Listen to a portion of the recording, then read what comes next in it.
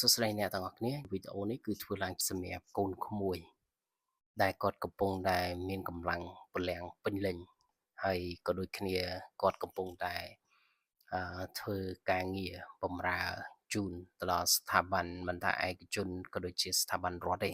អញ្ចឹងចង់ជំរាបបញ្ជាក់កូនក្មួយថាកូនទាំងអស់គឺសុទ្ធតែមានសមត្ថភាពហើយនឹងមានលទ្ធភាពអាចធ្វើការងារទទួលបានប្រាក់បៀវត្សខ្ទង់100ខ្ទង់$1000ក្នុងមួយខែហ្នឹងហើយអញ្ចឹងកូនក្មួយសុទ្ធតែអាចធ្វើបានទាំងអស់មិនសន្មត់ថាដល់តែធ្វើការ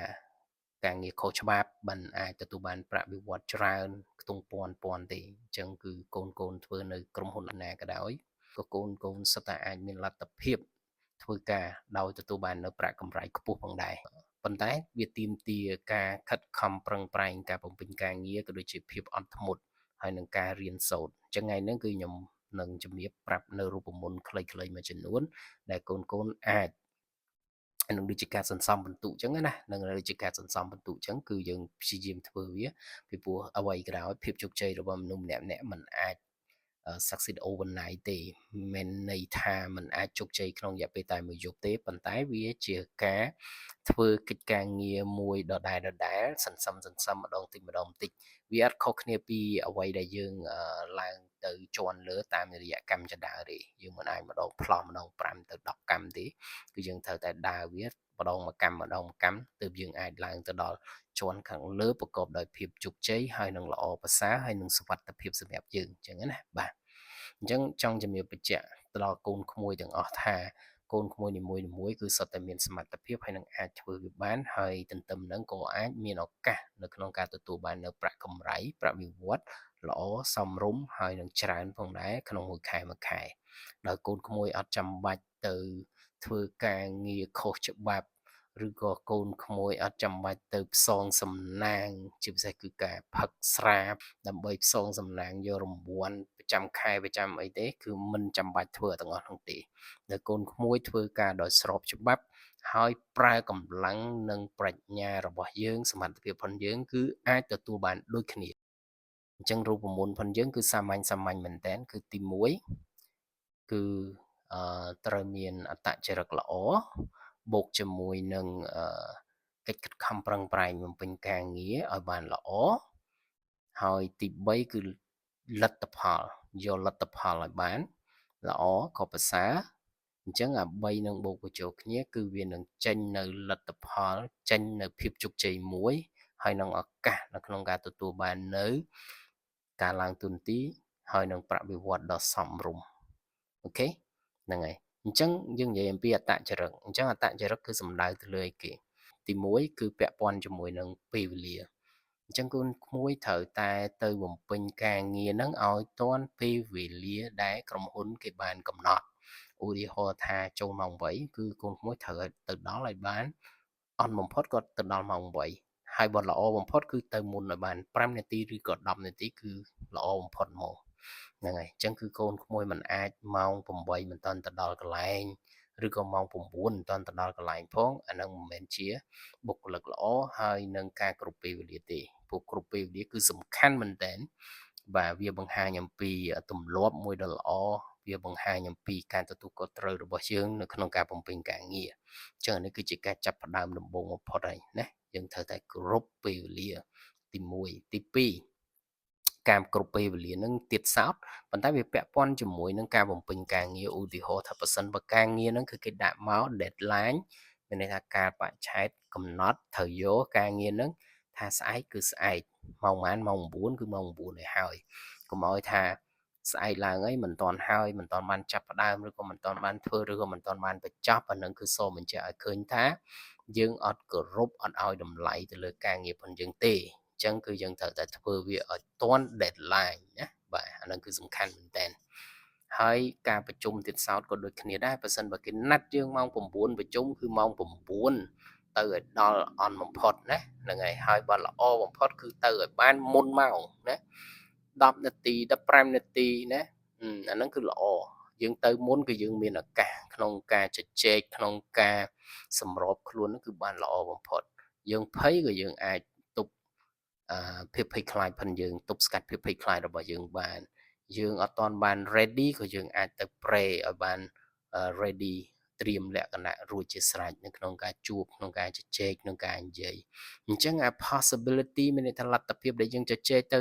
ទទួលបានលទ្ធផលល្អឬក៏ឈ្នះគេហ្នឹងគឺវាមានច្រើនតែម្ដងអញ្ចឹងអាការគ្រប់ពេលវេលានេះគឺល្អមែនតើណាហ្នឹងហើយអញ្ចឹងកូនក្មួយគឺត្រូវតែធ្វើហ្នឹងឲ្យបានទី2គឺការទទួលខុសត្រូវការទទួលខុសត្រូវមានន័យថាម៉េចការងារជារឿងធម្មតានៅពេលដែលយើងធ្វើវាតែងតែមានកំហុសខុសឆ្គងវាតែងតែមានភាពជោគជ័យណាអញ្ចឹងហើយនឹងបរាជ័យអញ្ចឹងវាមានដូចគ្នាអញ្ចឹងនៅពេលណាដែលប្រសិនបើយើងធ្វើទៅលទ្ធផលវាមិនបានល្អក៏ប្រសើរយើងត្រូវហ៊ានទទួលខុសហើយនឹងទទួលត្រូវណា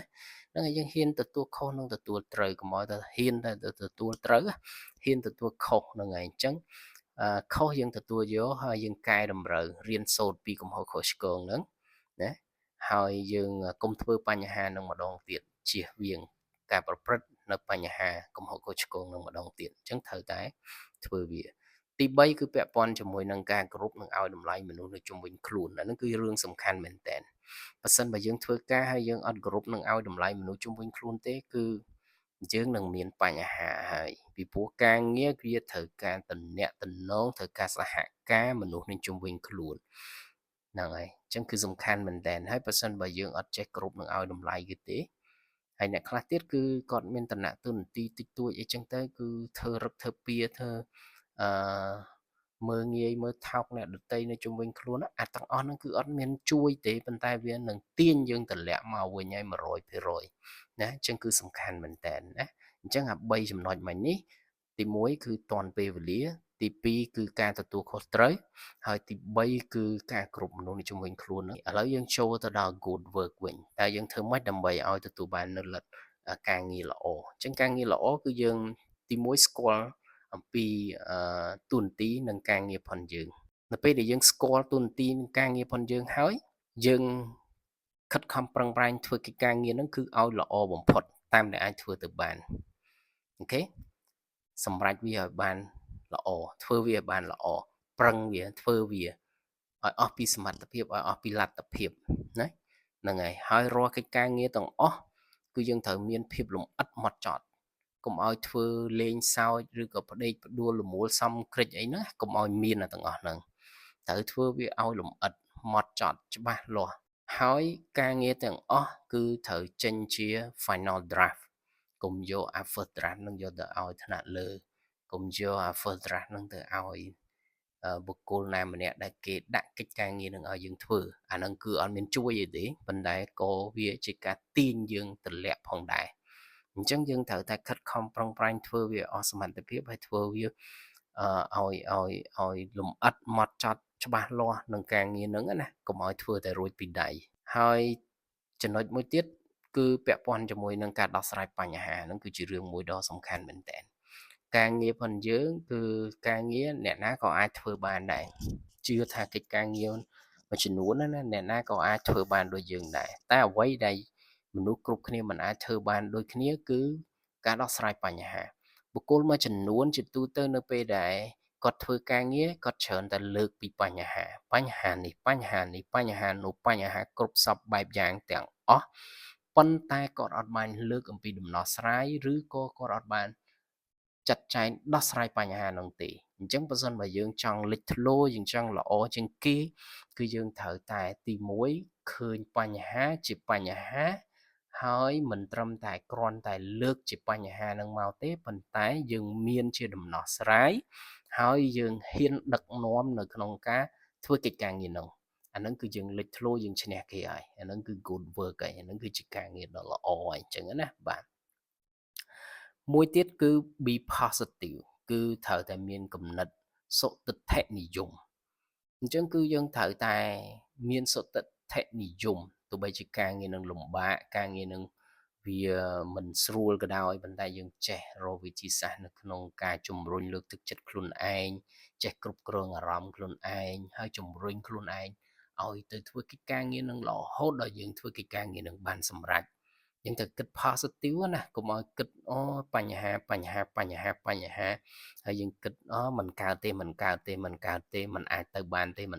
នទេអញ្ចឹងជាលទ្ធផលគឺមិនអាចទៅបាននឹងឯង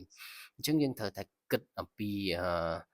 positive យើងគិតអំពីចំណុចវិជ្ជមានហើយនឹងប្រឹងប្រែងអត់ធ្មត់ហើយខិតខំប្រឹងប្រែងបំពេញកិច្ចការងារនឹងធ្វើវាឲ្យបានល្អបំផុតតាមដែលអាចធ្វើទៅបានមួយទៀតគឺការខិតខំប្រឹងប្រែងរៀនសូត្រព្រោះនៅលើពិភពលោកយើងដឹងហើយមានរបស់ថ្មីហើយនឹងព្រឹត្តិការណ៍ថ្មីកើតឡើងរៀងរាល់ថ្ងៃអញ្ចឹងប្រសិនបើយើងបោះបង់ការសិក្សាមានច្រើនប្រភេទណាយើងអត់ចាំបាច់ទៅ take គេហៅថាអត់ចាំបាច់ទៅរៀន formal education ទេ formal education ការរៀនផ្លូវការទេយើងអាចទៅរៀនក្រៅផ្លូវការយើងតាមរយៈការស្ដាប់ការអានការចូលសិក្ខាសាលាណាឬក៏យើងស្រាវជ្រាវឥឡូវយើងមានប្រភពនៃការស្រាវជ្រាវហ្នឹងគឺច្រើនមែនតើដែលយើងអាចធ្វើការសិក្សាស្រាវជ្រាវ self learning ហ្នឹងហើយរៀនតែខ្លួនឯងហ្នឹងគឺយើងអាចរៀនបានច្រើនតាមវិធីអញ្ចឹងគឺយើងត្រូវតែបន្តក្នុងការសិក្សារៀនសូត្រហ្នឹងហើយស្វែងយល់ពីបញ្ហាថ្មីពីព្រឹត្តិការណ៍ថ្មីហ្នឹងដើម្បីយើងអាចរៀនសូត្រពីទាំងអស់ហ្នឹងបានអញ្ចឹងគឺលើកទឹកចិត្តឲ្យកូនក្មួយទាំងអស់ហ្នឹងខិតខំប្រឹងប្រែងបន្តការសិក្សារៀនសូត្រហ្នឹងកុំចំណាយពេលវេលាចោលកុំចំណាយពេលវេលាទៅជួបជុំផឹកស៊ីណាអត់ប្រយោជន៍ហើយវាប៉ះពាល់ទៅដល់សុខភាពរបស់យើងទៀតតែផ្ទុយទៅវិញយើងចំណាយពេលវេលាក្នុងការស្រាវជ្រាវក្នុងការអានសៀវភៅនៅក្នុងការស្ដាប់ណាហ្នឹងហើយនឹងការអនុវត្តជឿជាក់ថាប្រសិនបើយើងធ្វើអញ្ចឹងយើងចំណាយអញ្ចឹងធ្វើអាការងារអញ្ចឹងតែ5ទៅ6ខែឬក៏1ឆ្នាំយើងឃើញអំពីសមត្ថភាពរបស់យើងមានការប្រែប្រួលខ្លាំងហើយល្អហើយវាមានគេហៅថាជាប្រយោជន៍សម្រាប់យើងនឹងគឺច្រើនមែនតើដែលយើងអាចធ្វើកិច្ចការងារបានល្អប្រសើរជាងនេះហើយនឹងមានឱកាសនៅក្នុងការទទួលបាននៅទូនាទីការងារនឹងថ្មីល្អច្រើនហើយនឹងប្រាក់បៀវត្សនឹងច្រើនអញ្ចឹងណាបាទមួយវិញទៀតយើងធ្វើការជាទូទៅយើងនៅស្ថាប័ននីមួយបើសិនបើយើងធ្វើការក្រុមហ៊ុនមានមនុស្សច្រើនមិនតិចទេអន់បំផុតក្រុមហ៊ុនខ្លះទូចក៏មាន10នាក់អីដែរហើយវាអាចតិចជាងនេះឬក៏វាអាចច្រើនជាងនេះច្រើនអញ្ចឹងយើងនៅក្នុងសង្គមមួយអញ្ចឹងក្នុងសង្គមមួយយើងធ្វើការជៀសមិនផុតទេ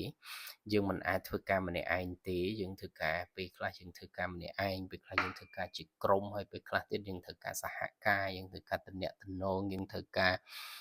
ប្រស្រ័យតាក់ទងគ្នាណាការងារពីមួយផ្នែកទៅកាន់មួយផ្នែកអញ្ចឹងប្រសិនបើយើងអត់មានទំនាក់ទំនងល្អយើងអត់ចេះជួយយកអាសារអ្នកដទៃទេអញ្ចឹងដូចគ្នាដែរយើងនឹងជួបបញ្ហាឧបសគ្គណាហ្នឹងហើយអញ្ចឹងយល់ល្អបំផុតហ្នឹងគឺយើងត្រូវចេះជួយយកអាសារចេះសហការល្អជាមួយនឹងគាត់ទើបធ្វើឲ្យលទ្ធផលការងារផងយើងហ្នឹងក៏វាល្អទៅតាមនឹងដែរហើយមួយវិញទៀតយើងត្រូវចេះហ៊ាននៅក្នុងការ take lead នៅក្នុងការដឹកនាំនៅក្នុងការធ្វើទោះបីជាអត់មានទូនាទីក៏ដោយក៏យើងហ៊ាននៅក្នុងការដឹកនាំធ្វើកិច្ចការងារហ្នឹងហើយហ៊ានសម្រេចធ្វើកិច្ចការងារមួយចំនួនប៉ុន្តែវាស្ថិតនៅក្នុងដែនសមត្ថកិច្ចរបស់យើងអញ្ចឹងគឺទាំងអស់ហ្នឹងហើយដែលវាអាចពំនាំចេញជាលទ្ធផលដ៏ល្អមួយសម្រាប់យើងណាហ្នឹងហើយអញ្ចឹងមិញយើងដឹងហើយពីទី1ពាក់ព័ន្ធជាមួយនឹងអាកប្បកិរិយាល្អទី2ពាក់ព័ន្ធជាមួយនឹងការធ្វើកិច្ចការងារបានល្អហើយទី3គឺលទ្ធផលគឺវាចេញមកល្អហើយណាអញ្ចឹងអា3នឹងបូកបញ្ចូលគ្នាគឺធ្វើឲ្យយើងនឹងជោគជ័យហើយធ្វើឲ្យយើងនឹងមានឱកាសនៅក្នុងការទទួលបាននៅឋានៈទូនាទីក៏ដូចជាប្រាក់បៀវត្សច្រើនណាក្នុងមួយខែដែលយើងអាចមិនចាំបាច់ទៅធ្វើការងារខុសច្បាប់មិនចាំបាច់ទៅរកវិធីសាស្ត្រផ្សងសំណាងអីផ្សេងដែលវាអត់មានជាប្រយោជន៍ជួយហើយប៉ុន្តែវាបំផ្លាញនៅសុខភាពបំផ្លាញនៅពេលវេលាបំផ្លាញនៅថវិកាធនធានអីជាច្រើនទេអញ្ចឹងកូនក្មួយអាចអនុវត្តហើយនឹងធ្វើកិច្ចការងារមួយចំនួនខ្លីៗសាមញ្ញហ្នឹងជឿជាក់ថាកូនក្មួយនឹងមានឱកាសគ្រប់គ្នាណាហ្នឹងហើយកូនក្មួយនឹងទទួលបាននៅចំណេះដឹងល្អ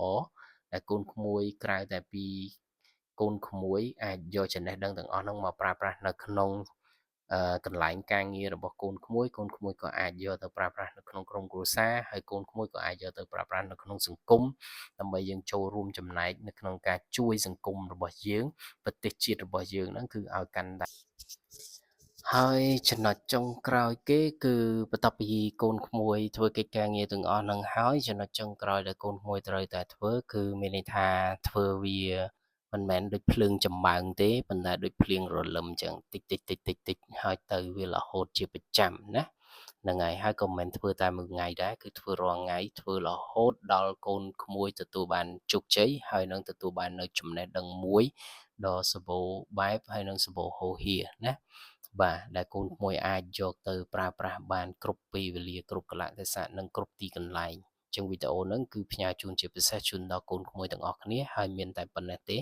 អរគុណច្រើនសម្រាប់ការតាមដាននិងការស្ដាប់នៅវីដេអូនៅក្នុងថ្ងៃហ្នឹងអរគុណច្រើនជម្រាបលា